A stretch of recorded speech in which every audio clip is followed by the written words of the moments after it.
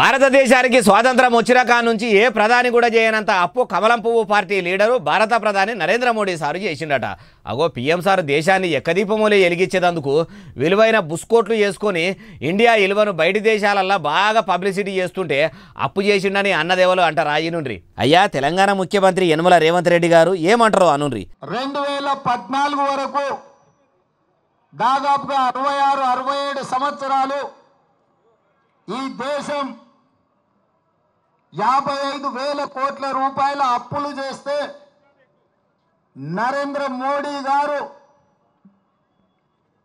11 సంవత్సరాలలో 1,15,000 కోట్ల రూపాయల అప్పులు ఈ దేశం మీద తీసుకొచ్చి పెట్టిండు. ఇన్నరా మలి ముఖ్యమంత్రి సారు ఏమంటున్నాడో. మోడీ సారు ప్రధాని కొలువెక్కిన కాడ నుంచి దేశానికి ఆమ్దాని తక్కువై అప్పులు పెరిగినాయట.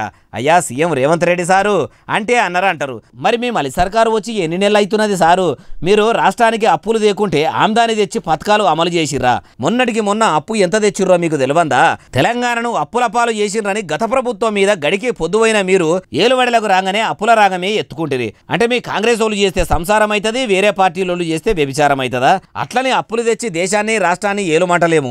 అధికారంలో ఉన్నప్పుడు ఓ మాట, అధికారంలో లేనప్పుడు ఓ మాట. మీ పొలిటికల్ లీడర్లకు పోపన్నంతో పెట్టిన విద్యనాయ అంటారు. ఏ ముచ్చటిన్నోళ్ళు.